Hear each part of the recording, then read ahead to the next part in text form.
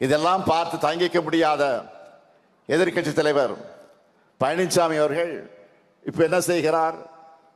தமிழ்நாட்டை மீட்போம், தமிழகத்தை மீட்போம் என்று ஒரு பயணத்தை தொடங்கி இருக்கிறார்.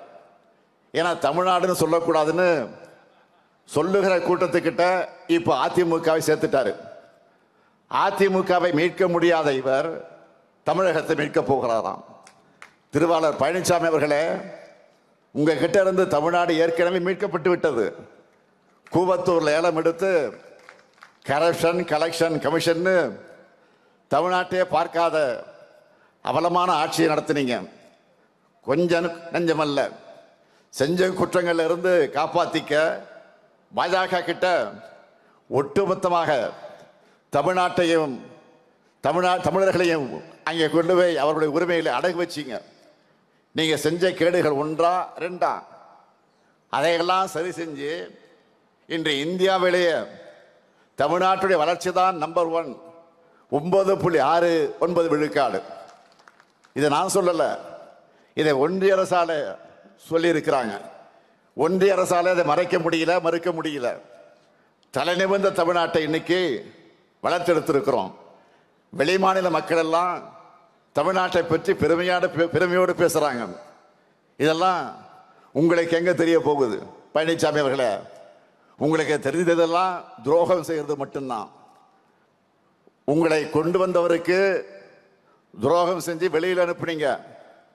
உங்களை நம்பி கொடுக்கப்பட்ட கட்சிக்கும் அந்த தொண்டர்களுக்கும் துரோகம் செஞ்சு கூட்டணி வச்சிங்க. ஆட்சியில் இருந்தப்போ தமிழ்நாட்டை உரிமைகள் அடகு வச்சு தமிழ்நாட்டு மக்கள் மொத்த பேருக்கும் துரோகம் செஞ்சீங்க. நாங்க கேட்கிறது, ஒன்றிய அரசு தமிழ்நாட்டுக்கு நிதி கொடுக்கறது இல்லை. நாம கொடுக்கிற ஜிஎஸ்டி அந்த நிதியையும் நமக்கு ஒழுங்கா திருப்பி தர்றதில்லை. சிறப்பு திட்டங்கள் எதுவும் கிடையாது. ஏன் ஒன்றிய அரசோட திட்டங்களுக்கு நாம தான் நிதி கொடுத்துட்டு இருக்கோம். நம்ம பசங்க படிக்க தேவையான பள்ளி கல்வி நிதியை எல்லா மாநிலங்களுக்கும் தரக்கூடிய நிதியை நமக்கு மட்டும் கொடுக்கல. தமிழ் வளர்ச்சிக்கு நிதி இல்லை. தமிழுடைய பெருமையை வெளிவரக்கூடாதுன்னு கீழடி ஆய்வறிக்கையை வெளியிட மறுக்கிறாங்க. கீழடினா அவருக்கு என்ன தெரியும்னா, கீழே படுத்துட்டு போறாரு பாருங்க, அதுதான் அவருக்கு தெரியும். கீழே அந்த ஆய்வறிக்கையை வெளியிடாம மறுக்கிறாங்க. அது மட்டுமா, தொகுதி மறுவர அந்த பிரச்சனை, இப்ப வாக்காளர் பட்டியல குளறுபடி ஆகி இருக்கக்கூடிய பிரச்சனை, இப்படி தமிழ்நாட்டோட எல்லா உரிமைகளையும் பறிச்சவங்க கூட கூட்டணி வச்சுக்கிட்டு எப்படி உங்களால கூச்சமே இல்லாம பயணம் பண்ண முடியுது? அது மட்டுமல்ல, வாய்க்கு வந்ததெல்லாம் பேசுகிறார் எதிர்க்கட்சி தலைவர் பழனிசாமி. சமீபத்தில் பேசி இருக்கிறார். என்ன, இந்து சமய அறநிலையத்துறை சார்பில் பள்ளி கல்லூரி கட்டக்கூடாதான். இதுக்கு முன்னாடி பாஜகவுக்கு வெறும் டப்பிங் வாய்ஸ் தான் கொடுத்துக்கிட்டு இருந்தார், பேசிக்கிட்டு இருந்தார். இப்ப பாஜக ஒரிஜினல் வாய்ஸாக பேச ஆரம்பிச்சிட்டார். அறநிலையத்துறை சட்டத்திலேயே கல்லூரி தொடங்க சட்டம் இருக்கு. இது கூட தெரியாம நீங்க எப்படித்தான் முதலமைச்சராக இருந்தீர்களோ எனக்கு புரியல. மறைந்த பெரிய பக்தவத்சலம் காலம் தொடங்கி ஏன் மக்கள் தலைவர் எம்ஜிஆர் அவர்களே முதலமைச்சராக இருந்தபோது பழனி ஆண்டவர் தொழில்நுட்ப கல்லூரியை திறந்திருக்கிறார். அந்த கல்லூரிக்கு கூடுதல் கட்டடத்தை போன முறை நீங்கள் திறந்து வச்சீங்க. அப்ப ஏதாவது மயக்கத்தில் போய் திறந்து வச்சுட்டு வந்தீங்களா? இப்போ நாங்க கல்லூரி தொடங்கணும் தப்பா? பாஜக தலைவர்களே இந்த மாதிரி கல்லூரி தொடங்கக்கூடாதுன்னு பேசுறது இல்லை. ஆனா பழனிசாமி மட்டும் பேசுறாரு. இதை பார்த்தா ஒண்ணுதான் எனக்கு நினைவுக்கு வருது. ஒரு திரைப்படத்தில், வடிவேலு படத்துல தான் ஒரு காமெடி ஒன்று வரும். என்னன்னா, கொடுத்த காசுக்கு மேல என்னமா கூவுறான்னு. அந்த மாதிரி பாஜக காரங்களே பேசிட்டு இருக்காங்க. இந்து சமய அறநிலையத்துறையை பொறுத்த வரைக்கும் தமிழ்நாடு வரலாற்றில் இல்லாத அளவுக்கு திராவிட மாடல் செய்திருக்கக்கூடிய சாதனையோட லிஸ்ட் பெருசா இருக்கு.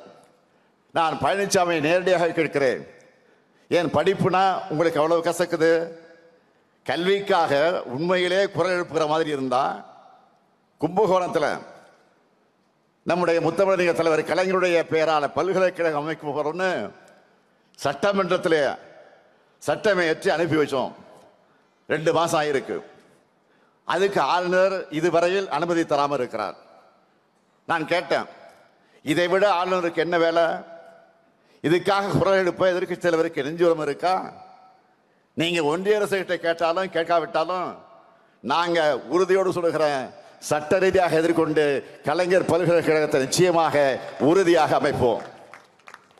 மாண்புமிகு எதிர்க்கட்சி தலைவர் பழனிசாமி அவர்களே, மக்களுக்கு எதிரான கருத்துக்களை பேசிக்கிட்டு தமிழ்நாட்டுக்கும் தமிழ்நாட்டு மக்களுக்கும் துரோகங்களை செஞ்சுக்கிட்டு மக்களை எப்படி ஏமாற்றி விடலாம் என்ற நப்பாசையோடு நீங்கள் என்ன பயணம் செஞ்சாலும் மக்கள் ஒருவதும் உங்களை ஏற்றுக்க மாட்டாங்க.